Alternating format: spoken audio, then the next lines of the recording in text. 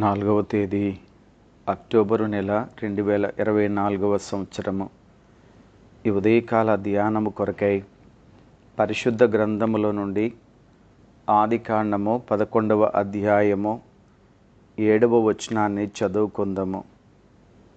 మనము దిగిపోయి వారిలో ఒకని మాట ఒకనికి తెలియకుండా అక్కడ వారి భాషను తారుమారు చేయదము రండని అనుకొనెను. దేవుని పరిశుద్ధ నామమునకు మహిమ చెల్లిస్తూ ఉన్నాను.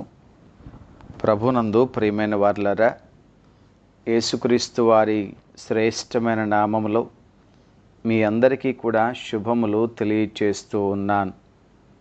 మన తండ్రి అయిన దేవుని నుండి, ప్రభు అయిన యేసుక్రీస్తు నుండి కృపయు సమాధానమును మీకు కలుగునుగాక. ఆమెన్.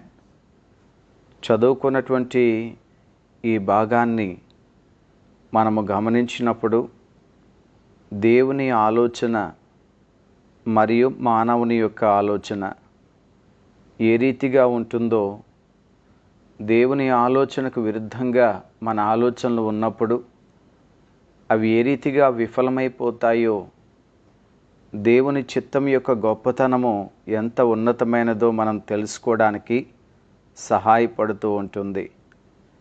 జలప్రళయం తర్వాత దేవుని యొక్క ఆజ్ఞను ఆనాటి మానవాళికి దేవుడు అనుగ్రహించారు.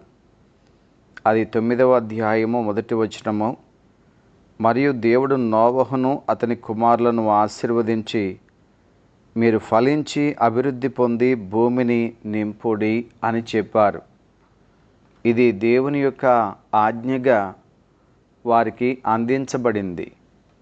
అయితే ప్రియ స్నేహితులారా, 10వ అధ్యాయం 32వ వచనంలో వారి వారి జనములలో వారి వారి సంతతుల ప్రకారము నోవహు కుమారుల వంశములు ఇవే. జలప్రవాహము గతించిన తర్వాత వీరిలో నుండి జనములు భూమి మీద వ్యాపించెను. కనుక ఇక్కడ మనం గమనించినప్పుడు నోవహు యొక్క కుమారుల ద్వారా, వారి కుటుంబాల ద్వారా జనములు అభివృద్ధి చెందడం ప్రారంభించాయి. 11వ అధ్యాయంలో వారు షీనారు దేశమందు ఒక మైదానంలో బాబెలు గోపురాన్ని నిర్మించాలి అని తలంచి ప్రారంభించే సమయానికి దాదాపుగా జలప్రళయం తర్వాత 100 సంవత్సరాల సమయం పట్టి ఉండొచ్చు అని చాలామంది బైబిల్ పండితులు చెప్తూ ఉంటారు. అయితే స్నేహితులారా, ఈ బాబెల్ గోపురము నిర్మాణము మరియు తారుమారు చేయబడినటువంటి భాషలు, వీటన్నిటి ద్వారా మనం నేర్చుకునే కొన్ని ఆత్మీయ పాఠాలను దయచేసి గమనించుదాం. వాక్యంలో మనం చూసినట్లయితే ఆ మైదానమందు ప్రజలు మాట్లాడుకుంటున్నారు, మనము ఒకే చోట ఉందాము అని చెప్పి. స్నేహితులారా, మనుషులంతా ఒకే చోట ఉండుట అనేది అది ఎలాంటి పరిస్థితులకు దారితీస్తుందో మనం ఇక్కడ చూస్తూ ఉంటాము. పౌలు గారు రోమా సంఘానికి రాస్తూ 3వ అధ్యాయంలో చెప్పారు, అందరూ పాపం చేశారు అని చెప్పి. కనుక పాప సమస్యతో మానవుడు పోరాడుతూనే ఉన్నాడు. ఒకే చోట పాపపు ఆలోచనలకు, పాపపు తలంపులకు, కార్యాలకు అది ఆస్కారాన్ని ఇస్తుంది అనేటువంటి విషయాన్ని మనం ఒకవేళ జ్ఞాపకం చేసుకోవాలి. ఇంకా చూస్తే పరిస్థితులతో సంబంధం లేకుండా దేవుని చిత్తానికి మనము కట్టుబడి ఉండాలి అనే సంగతి కూడా తెలుసుకోవాలి. ఎన్నో పర్యాయములు ప్రియులారా, పరిస్థితులకు లోనైపోతూ ఉంటున్నాము, కానీ దేవుని చిత్తానికి మనం అప్పగించుకోవాలి. ఆనాటి ప్రజలు గొప్ప వ్యక్తులు కావాలనుకున్నారు. వారు సులువైన జీవితాన్ని జీవించాలి అని అనుకున్నారు. గొప్ప పేరు తెచ్చుకోవాలి అని కూడా వారు భావించారు. అయితే వారు దేవుని చిత్తాన్ని పాటించలేదు. ఎప్పుడూ మర్చిపోవద్దు ప్రియ దేవుని బిడ్డలారా, మనము ఆశించే మన ఆశలు కానీ, మన ఆలోచనలు కానీ దేవుని చిత్తానికి వ్యతిరేకంగా ఉన్నాయేమో జాగ్రత్తగా చూసుకోవాలి. మనం కోరుకునే కోరికల ద్వారా దేవుని యొక్క ఆలోచనలోంచి మనం వైదొలిగిపోతున్నామేమో అనే సంగతిని తప్పనిసరిగా తెలుసుకోవాలి. ఎవరైతే దేవునికి విధేయత చూపిస్తారో వారు అన్ని పరిస్థితుల నుంచి కూడా కాపాడబడతారు అనేది మర్చిపోవద్దు. అలాగే ఆ అహంకారము అనేది ఉన్నదానికంటే మన గురించి ఎక్కువగా ఆలోచించడానికి మనల్ని ప్రేరేపిస్తూ ఉంది. ఇక్కడ వీరు అంటున్నారు, మనము ఒక గోపురాన్ని నిర్మించుదాం, అది ఆకాశాన్ని అంటాలి, మనము గొప్ప పేరు సంపాదించుకోవాలి అనగా వారు తమను తాము చాలా అధికంగా ఊహించుకోవడం ప్రారంభించారు. మనము ఏదైనా సాధించగలము, మనకేది కూడా అడ్డు లేదు, మనము చాలా ఉన్నతమైన వారము అనేటువంటి ఆలోచనలతో వారు నిండిపోయారు. స్నేహితులారా, దయచేసి గమనించండి, వారి ఆలోచనలు ఎలా ఉన్నాయి అంటే 4వ వచనంలో చూస్తాము, మనం భూమి ఎందంతటా చెదిరిపోకుండా ఒక పట్టణమును, ఆకాశమునంటూ శిఖరము గల ఒక గోపురమును కట్టుకొని పేరు సంపాదించుకుందాము రండి అని మాట్లాడుకుంటున్నారు. అంటే వారు చాలా నమ్మకంగా ఉన్నారు, మనము సాధిస్తాము అని. తమకు అసాధ్యమైనది లేదు అని అనుకున్నారు. ప్రియులారా, దేవుడు కూడా తమను అడ్డుకోలేడు అన్నట్లుగా వారి ఆలోచనలు, వారి కార్యాలు కనిపిస్తూ ఉన్నాయి. ఒకసారి జ్ఞాపకం చేసుకుందాం, ఎన్నో పర్యాయములను మనము దారి తప్పిపోవడానికి, దేవుని చిత్తములో నుంచి ప్రక్కకు వెళ్ళిపోవడానికి గల కారణం ఏమిటంటే మన గురించి మనం అధికంగా ఆలోచించడమే. దేవుని వాక్యములో వ్రాయబడుతున్న మాట, అది రోమాపత్రిక 12వ అధ్యాయము 3వ వచనము.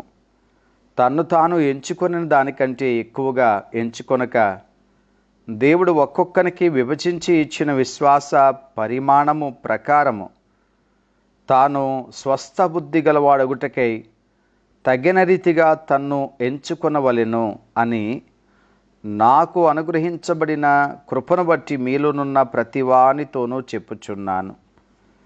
ఇక్కడ వాక్యాన్ని గమనిస్తున్నామా అండి? మన జీవితంలో ఎంత ఉన్నదో గ్రహించాలి. మన సామర్థ్యం ఎంత, మన స్థాయి ఎంత, మనం ఏ పాటి వారమో గమనించాలి. అలా కాకుండా కొన్నిసార్లు చాలా అతిశయంగా, గర్వంగా ఉండడానికి గల కారణం ఏమిటంటే మన గురించి చాలా అధికంగా భావిస్తూ ఉంటాము. అలాంటి భావనే ఈ బాబెల్ గోపుర నిర్మాణానికి కారణమైంది. ఇంకా చెప్పాలి అంటే ప్రియులారా, దేవుడు తాను సంకల్పించినటువంటి సంకల్పాలు ఏవి కూడా వాటిని అడ్డుకోవడానికి ఆస్కారం లేదు. దేవుడు ఒక నిర్ణయం తీసుకున్నారు అంటే ఆ నిర్ణయాన్ని ఎవరూ అడ్డుకోలేరు. దేవుడు ఒక ప్రణాళిక కలిగి ఉన్నారు అంటే ఆ ప్రణాళికను ఎవరు కూడా పాడు చేయలేరు. అందుకనే ఆదికాండం 11వ అధ్యాయం 9వ వచనంలో దానికి బాబెలు అని పేరు పెట్టిరి. ఎందుకనగా అక్కడ యెహోవా భూజనులందరి భాషను తారుమారు చేశాను. అక్కడి నుండి యెహోవా భూమి ఎందంతటా వారిని చెదరగొట్టాను. దేవుని బిడ్డలారా, ఏదైతే ప్రభు 9వ అధ్యాయము 1వ వచనంలో చెప్పారో దానిని మానవుడు వ్యతిరేకించాడు. దేవుని ఆజ్ఞను ఏమాత్రము కూడా విధేయత చూపించకుండా, ఆ ఆజ్ఞకు లోబడకుండా తను అనుకున్న దాన్ని జరిగించడానికి మొండిగా ముందుకు వెళుతున్నప్పుడు దేవుడు తన చిత్తాన్ని చాలా అద్భుతంగా అక్కడ నెరవేర్చడానికి ప్రయత్నం చేశారు. ప్రియులారా, దేవునికి ఒక ప్రణాళిక ఉంది, అది ఖచ్చితంగా నెరవేరుతుంది. ఈ లోకమంతటి కొరకు దేవునికి ఒక ప్రణాళిక ఉంది, అది యేసుక్రీస్తు ప్రభు ద్వారా దేవుడు నెరవేర్చారు. ఆ ప్రణాళికను కనుక మనం ఆలోచన చేస్తే సర్వలోక మానవాళిని కూడా నాశనం నుండి విడిపించాలి అని, నరకము నుండి తప్పించాలి అని, ప్రతి మానవుని యొక్క పాపమును కూడా విమోచించి పాప శాపము నుండి తప్పించి నిత్య జీవానికి వారసులుగా చేయాలి అని తండ్రి అయిన దేవుని యొక్క ప్రణాళిక యేసుక్రీస్తు ప్రభువారి ద్వారా ఈ లోకానికి బయలుపరచబడింది. అందుకనే యేసయ్య జక్కయ్యకు సంబంధించిన ఆ సంఘటనలో జ్ఞాపకం చేశారు, నశించిన దానిని వెదకి రక్షించడానికి మనుష్య కుమారుడు ఈ లోకానికి వచ్చారు. ఇది దేవుని యొక్క ప్రణాళిక. ప్రియ సహోదరుడా, సహోదరి, నీవు నేను దేవుని ప్రణాళికను గ్రహిస్తూ ఉన్నామా? నీవు రక్షించబడాలనేది దేవుని యొక్క ఆలోచన. కానీ రక్షణ జీవితాన్ని ఏమాత్రము కూడా పట్టించుకోకుండా ఇంకనూ పాప జీవితంలోనే జీవిస్తూ దేవుని యొక్క ప్రణాళికకు వ్యతిరేకంగా ఉంటున్నామేమో పరీక్షించుకోవడానికి ప్రయత్నం చేయాలి. ఆనాడు ఆ ప్రజలు దేవుని ఆలోచనను ఎరిగి కూడా ఎరగనట్లుగా, దేవుని చిత్తాన్ని గ్రహించి కూడా అవిధేయులుగా వారు ఉన్నప్పుడు దేవుడు తన చిత్తాన్ని నెరవేర్చుకొని ఉన్నారు. దేవుని ఆలోచనలు ఎన్నడూ తప్పిపోవు అనే విషయాన్ని ప్రియులారా మనం జ్ఞాపకం చేసుకోవాలి. పౌలు గారు కొరింథీ సంఘానికి రాస్తూ మొదటి పత్రిక 1వ అధ్యాయము 20వ వచనం నుండి, జ్ఞాని ఏమయ్యను, శాస్త్రి ఏమయ్యను, ఈ లోకపు తర్కవాది ఏమయ్యను, ఈ లోక జ్ఞానమును దేవుడు వెర్రితనముగా చేసి ఉన్నాడు కదా. దేవుని జ్ఞానానుసారంగా లోకము తన జ్ఞానము చేత దేవునిని ఎరగకుండినందున సువార్త ప్రకటన అను వెర్రితనము చేత నమ్మువారిని రక్షించుట దేవుని దయాపూర్వక సంకల్పమాయను. ఎంత అద్భుతమైన సంకల్పం అండి దేవునికి మన పట్ల. సువార్త ద్వారా దేవుడు తన వాక్యము ద్వారా ప్రతి ఒక్కరిని కూడా విమోచించడానికి ఒక ఆలోచన కలిగి ఉన్నారు. అందుకనే సువార్త విరివిగా ప్రకటించబడుతుంది. కొన్నిసార్లు అనిపిస్తుంటుంది ఈ వాక్యం మాకంతా తెలుసు అని. మంచిదే స్నేహితుడా, ప్రియ సహోదరి, మరి ఎంత వాక్యాన్ని ఎరిగినటువంటి నీవు నేను ఎంతగా దేవుని యొక్క ఆలోచనకు అప్పగించుకుంటున్నామో, ఎంతగా దేవుని ప్రణాళికకు విధేయత చూపించగలుగుతున్నామో అనేది జ్ఞాపకం చేసుకోవాలి. కనుక మన జ్ఞానము, మన ఆలోచనలు కాదు, దేవుడు తన చిత్తాన్ని తప్పకుండా నెరవేరుస్తారు అనేటువంటి సత్యము ఈ భాగం ద్వారా మనం నేర్చుకుంటాము. ఇంకా చూస్తే గనక దేవుని చిత్తాన్ని ఒక జనాంగము అడ్డుకోవాలని ప్రయత్నం చేస్తూ ఉంది. వారందరూ కలిసి ఒక చోట చేరి అనుకుంటున్నారు, మనము తప్పనిసరిగా పేరు సంపాదించుకుందాం, ఇక్కడ ఒక గోపురాన్ని కడదాం. ప్రియులారా, ఒక జనాంగము కలిసి, ఒక గుంపు కలిసి దేవుని చిత్తాన్ని వ్యతిరేకించాలి అనేటువంటి తీర్మానం అక్కడ చేసుకుంటూ ఉన్నారు. కానీ అది నెరవేర్చుతుందా? అది ఖచ్చితంగా కార్యరూపం దాల్చగలదా? వారు దాన్ని ముగించగలరా? ఆలోచన చేద్దాం. లోకంలోనండి ఎన్నో జనాంగాలు, గొప్ప గొప్ప చక్రవర్తులు, గొప్ప గొప్ప జాతులు, ఎన్నో దేశాలు, ఎంతోమంది వ్యక్తులు దేవుని చిత్తానికి వ్యతిరేకంగా నిలబడాలనుకున్నారు. ఈ సువార్త బయటకు రాకుండా చేయాలనుకున్నారు. గ్రంథాన్ని ఎవరికి దొరకకుండా చేయాలనుకున్నారు. ఈ రక్షణ మార్గాన్ని అడ్డుకోవాలనుకున్నారు. దీన్ని ప్రకటిస్తున్నటువంటి సేవకులను, సంఘాలను ఎన్నో రీతులుగా వారు ఇబ్బందులు పాలుకు గురి చేశారు. కానీ ఎవరికి సాధ్యమైంది? ప్రియ దేవుని బిడ్డలారా, కొన్ని దేశాలు అడ్డుకుంటున్నాయి దేవుని సువార్తను. కొంతమంది అధికారులు అడ్డుకుంటున్నారు దేవుని యొక్క చిత్తాన్ని జరగకుండా. కొన్ని జాతుల వారు, కొన్ని మతాల వారు ప్రియులారా, వారు అడ్డుగా నిలబడాలనుకుంటున్నారు. నేను దీన్ని చేస్తాను అని కొంతమంది శబ్దాలు కూడా చేస్తూ ఉన్నారు. అలాగే షీనారు మైదానంలో కూడా ప్రజలు తీర్మానం చేశారు, మనం ఇక్కడే ఉందాం, ఇక్కడే ఒక గోపురం కడదాం, ఎక్కడికి చెదిరిపోవద్దు, మన ఆలోచన మనం నెరవేర్చుకుందాం. కానీ చివరికి ఏమైంది? తారుమారైపోయింది. దేవుని బిడ్డలారా, దేవుని కార్యాలను అడ్డుకోవడం ఎవరికి సాధ్యం కాదు. దేవుడు తన చిత్తాన్ని నెరవేర్చాలి అనుకున్నప్పుడు దాన్ని నెరవేరకుండా ఎదురు నిలబడాలి అనుకునేటువంటి పరిస్థితులు ఎవరి వలన కానే కాదు. కానీ మానవుడు అనుకుంటూ ఉన్నాడు, అధికారులు అనుకుంటూ ఉన్నారు, దేశాలు అనుకుంటూ ఉన్నాయి, మేమేమాత్రము కూడా దాన్ని లోపలికి రాకుండా, దీన్ని విస్తరించకుండా, దీన్ని ఎదగకుండా మేము తుంచేస్తాము అని. కానీ ఎంత అడ్డుకుంటామో అంతగా అది విస్తరిస్తూ ఉంటుంది. సూర్యుని వెలుగు ప్రకాశించకుండా నీవు నేను ఏది అడ్డు పెట్టగలమండి? ఎన్ని చేతులు అడ్డు పెడితే ఆ వెలుగు ఆపగలము? ఎన్ని జనాంగాలు, ఎన్ని దేశాలు కలిసి వస్తే ఆ వెలుగు రాకుండా చేయగలుగుతామండి? కనుక దేవుని బిడ్డ, దేవుని ప్రణాళికను ఆపడం అనేది ఎవరికి సాధ్యం కాదు. ఏ జనాంగములకు సాధ్యం కాదు, ఏ గొప్ప చక్రవర్తికి సాధ్యం కాదు. ఎలాంటి జ్ఞానము కలిగినటువంటి వ్యక్తి అనబడే వ్యక్తి కానీ, లేక ఎంత ఉన్నతుడైన వ్యక్తిగా పరిగణించబడుతున్న వానికి కానీ ఎవరికి సాధ్యం కాదు.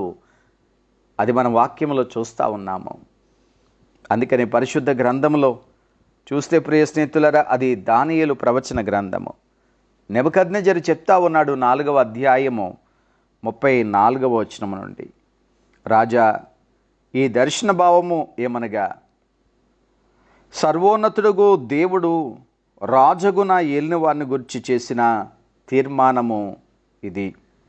34లో చూస్తే, ఆ కాలము గడిచిన పిమ్మట నెబుకద్నెజరు అను నేను మరలా మానవ బుద్ధి గలవాడనై నా కండ్లు ఆకాశము తట్టు ఎత్తి చిరంజీవియు సర్వోన్నతుడు నగు దేవుని స్తోత్రము చేసి ఘనపరిచి స్తుతించి తిని, ఆయన ఆధిపత్యము చిరకాలము వరకు, ఆయన రాజ్యము తరతరములకును ఉన్నది. భూనివాసులందరూ ఆయన దృష్టికి ఎన్నికకు రానివారు. ఆయన పరలోక సేన ఎడలను భూనివాసుల ఎడలను తన చిత్తము చొప్పున జరిగించువాడు. ఆయన చేయి పట్టుకుని నీవేమి చేయుచున్నావని ఆయనతో చెప్పుటకు ఎవడును సమర్థుడు కాడు. దేవుని బిడ్డలారా, మహాచక్రవర్తి చెప్తా ఉన్నాడు, దేవుని యొక్క ఆలోచనను ఎవరు ప్రశ్నిస్తారు? దేవుని ఆలోచనకు ఎవరు అడ్డుగా వెళ్ళగలుగుతారు? సాధ్యం కాదు. అలా వెళ్ళినటువంటి నెబుకద్నెజరు ఏమైపోయాడో మనకు తెలుసండి. చరిత్ర మనకి ఎన్నో పాఠాలు నేర్పిస్తుంది. కనుక స్నేహితులారా, ఈ ఉదయకాలం వాక్యం వింటున్న మనం అందరము కూడా తెలుసుకుందాం, దేవుని చిత్తము తప్పనిసరిగా నెరవేర్చబడుతుంది.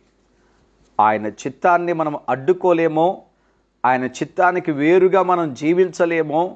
కనుక దేవుని చిత్తమేదో తెలుసుకొని దానికి అప్పగించుకొని జీవిస్తే ఆ జీవితం ధన్యకరంగా ఉంటుంది. అలాంటి జీవితాన్ని ప్రభు మనందరికీ అనుగ్రహించునుగాక. ఆమేన్. పరిశుద్ధుడైన మా ప్రియ ప్రభువా, యేసయ్యా, మీకు వందనాలు చెల్లిస్తూ ఉన్నాము నాయన. అనేక జీవితాలు తారుమారైపోతూ ఉన్నాయి. అనేకుల యొక్క ఆలోచనలు తారుమారైపోతూ ఉన్నాయి. దేశాల యొక్క తీర్మానాలు తారుమారైపోతున్నాయి. చట్టాలు తారుమారైపోతున్నాయి.